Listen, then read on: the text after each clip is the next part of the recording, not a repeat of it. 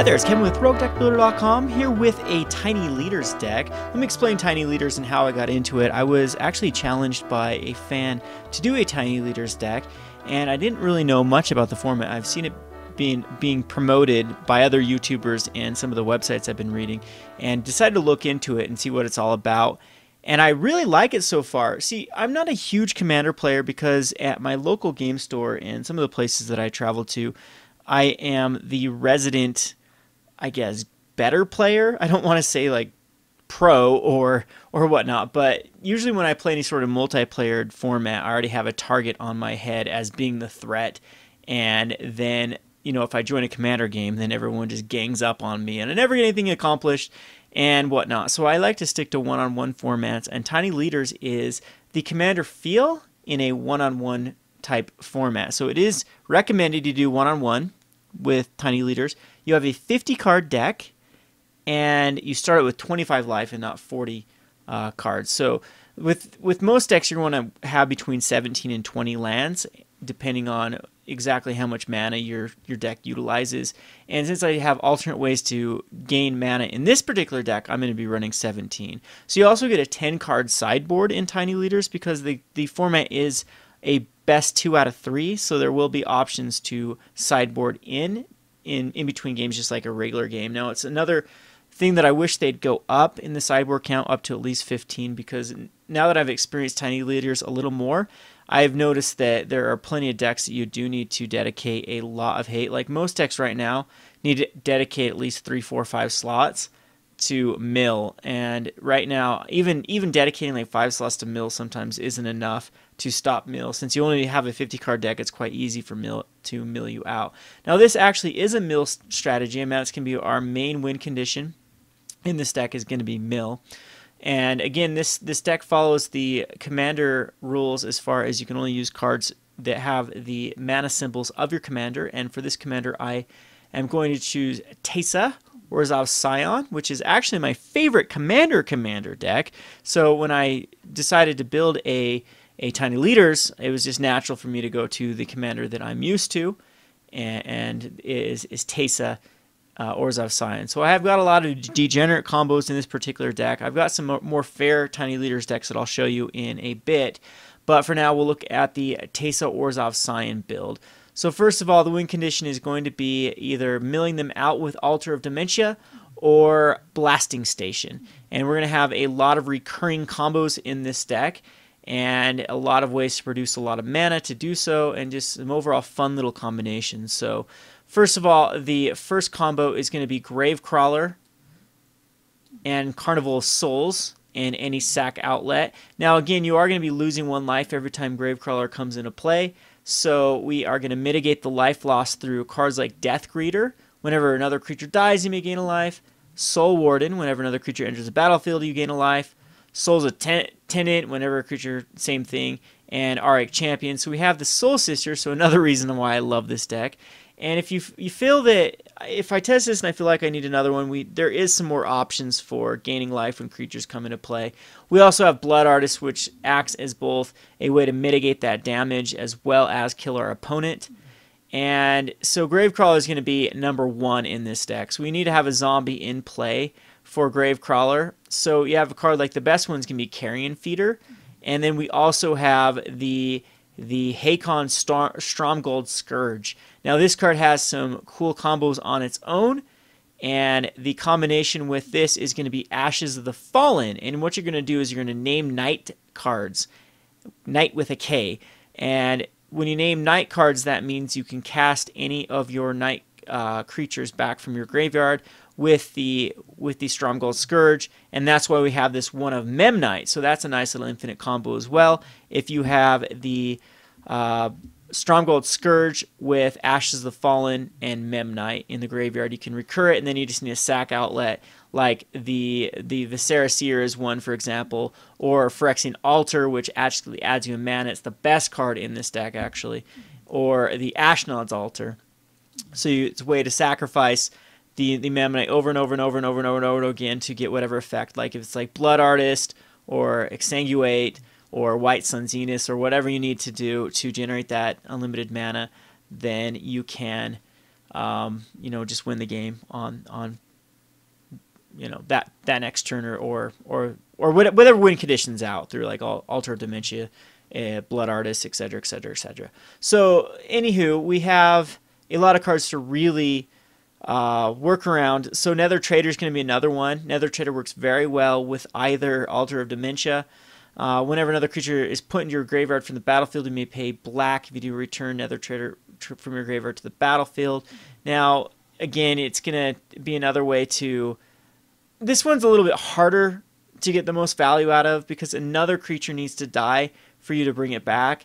So, but it is worth it to put another trader in here. Again, you can't really go off by its own, so you need something else that will get value. But with like Teysa Orzhov Scion, your own commander, it says whenever another black creature dies, put a 1/1 white spirit creature token into play, and then you can sacrifice, like the combo with Teysa Orzhov Scion is going to be Darkest Hour.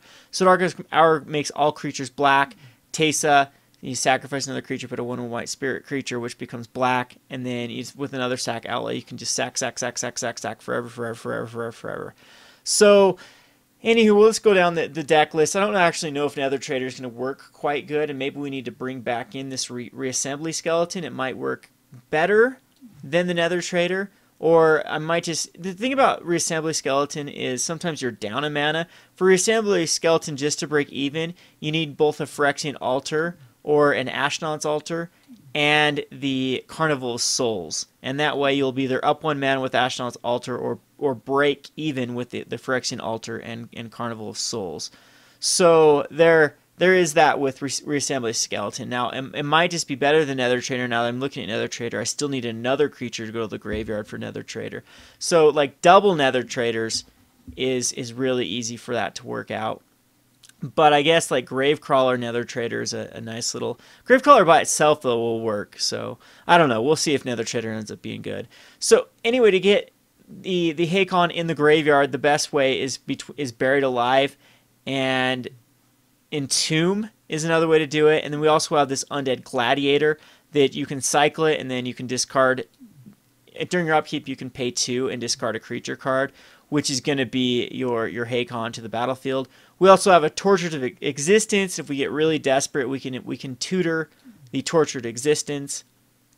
We have a Shred Memory to tutor any 2-drop in here, which is usually going to go get either Carnival of Souls or the Ashes of the Fallen. It can also get your Altar of Dementia or your Blood Artist, so there's a lot of flexibility with this Shred Memory. Now I also have one that I've thought about using, which is Dimir Machinations, which can go get 3-drops. But in this deck, 3-drops aren't nearly as good as the 2-drops. We do have Blasting Station, we do have Phyrexian Altar, and we do have Ashnod Altar that we can go grab at the 3-drop slot, as well as Undead Gladiator or the Stronghold Scourge, or even Buried Alive. But I just don't think that the 3-drop tutor is quite as good as a 2-drop.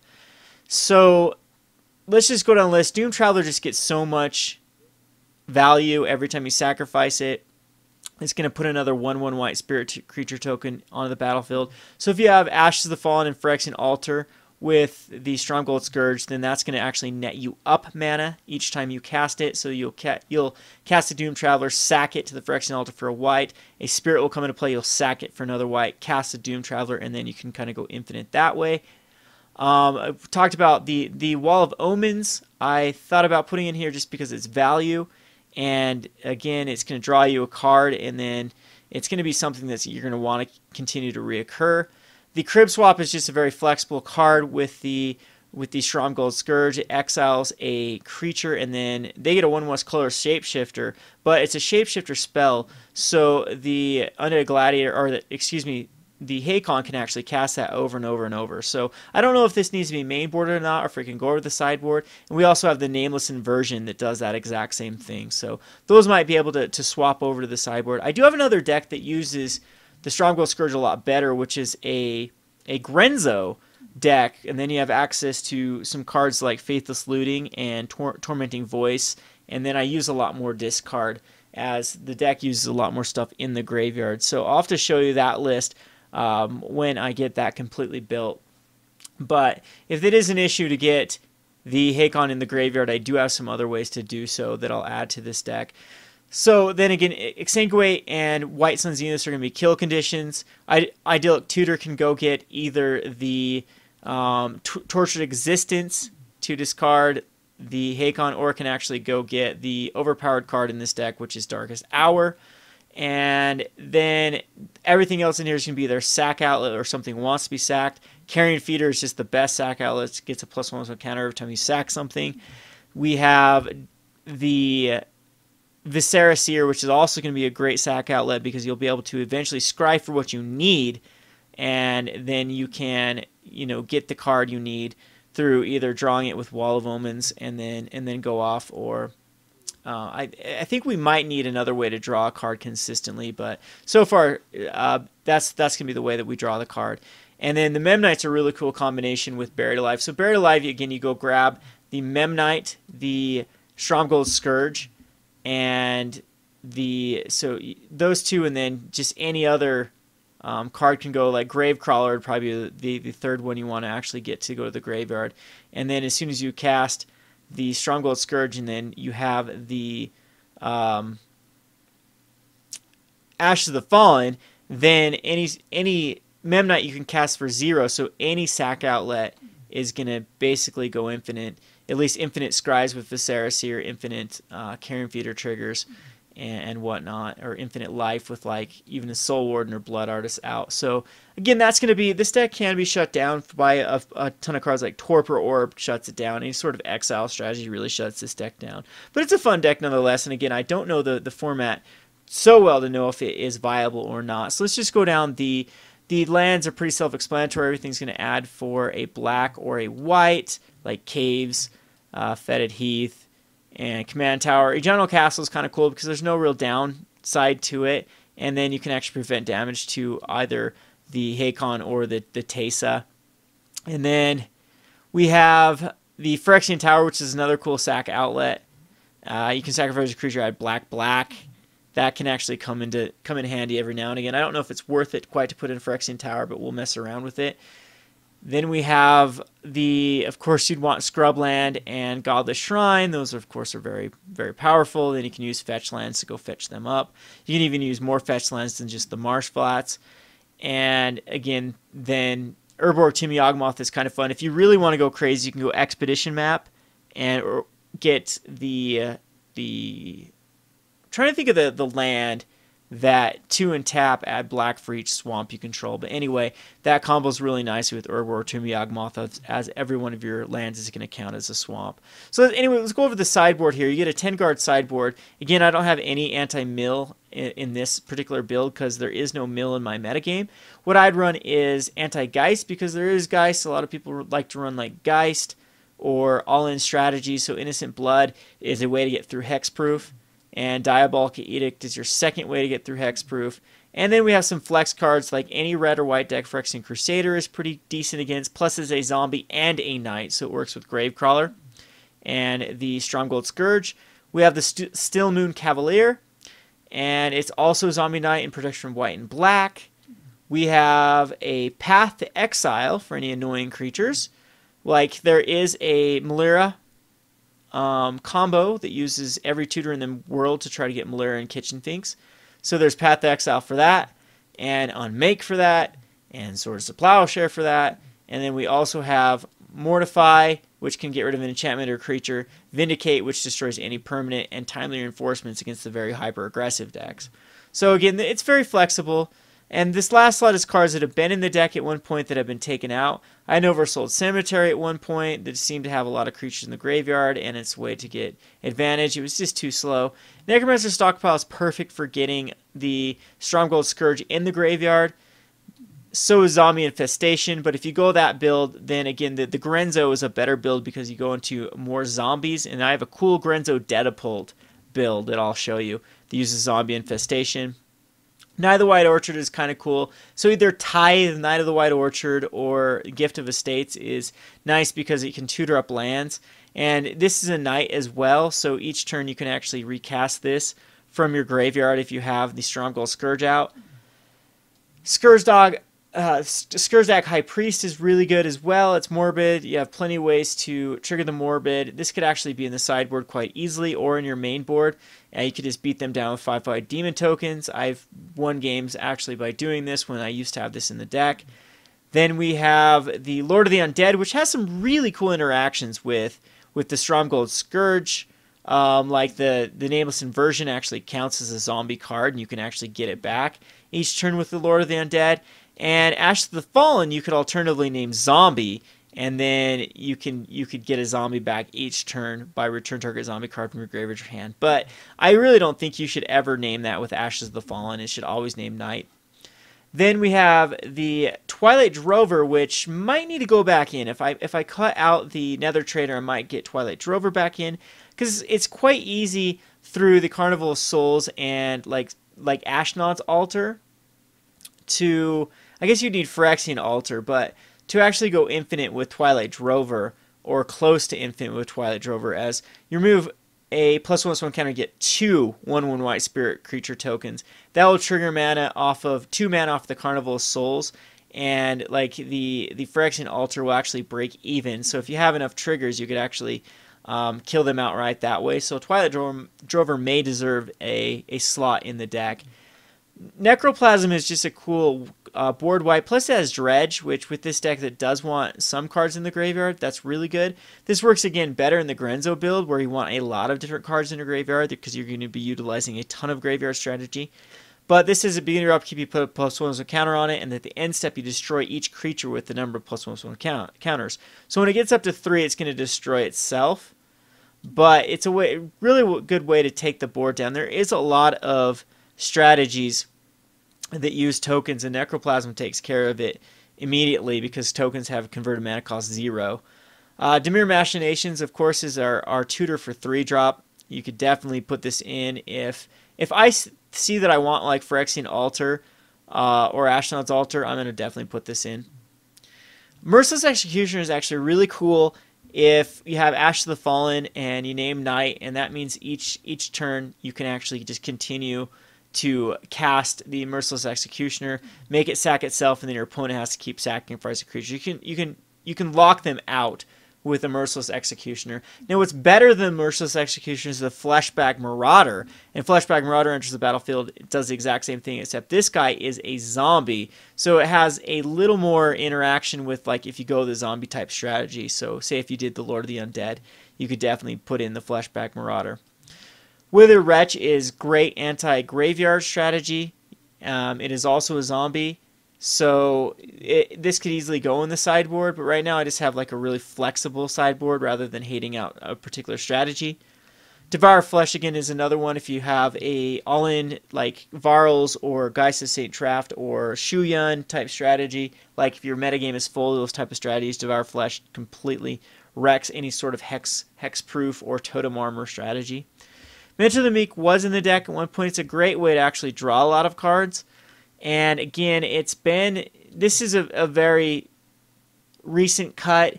It just seemed a little slow and clunky.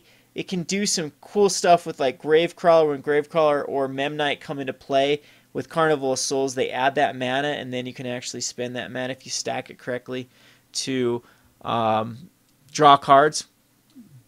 And then Reassembly Skeleton. I'm going to actually put this. I think this will probably work better in Nether Trader, but we'll wait and see which one we'll prefer. And then Mortician Beetle slash the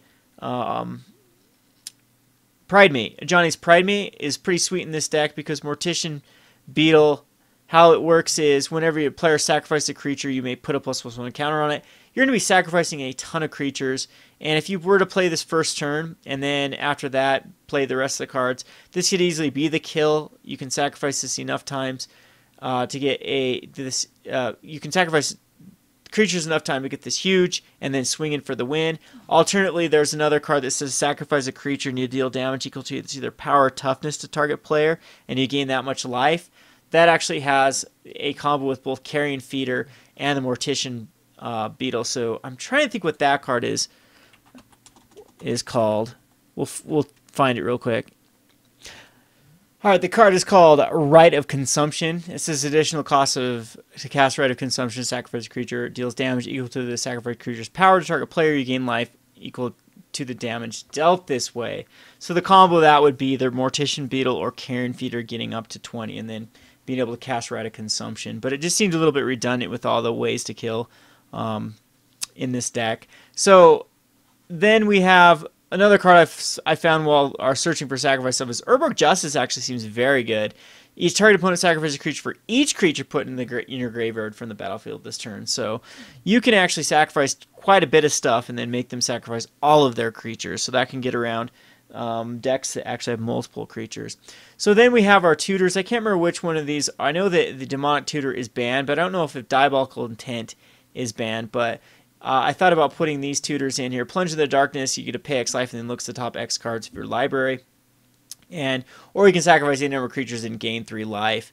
And for 3 mana, you can actually entwine that and then search, look for even more. This is another way to tutor up particular cards that you need and whatnot. So anyway, those are just some options. I'm going to probably mess around with a lot of these cards.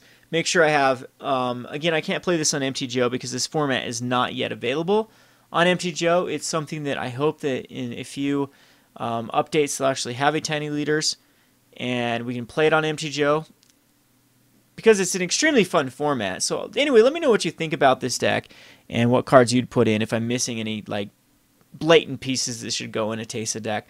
Let me know. This has been Kevin with RogueDeckBuilder.com. Thanks for watching.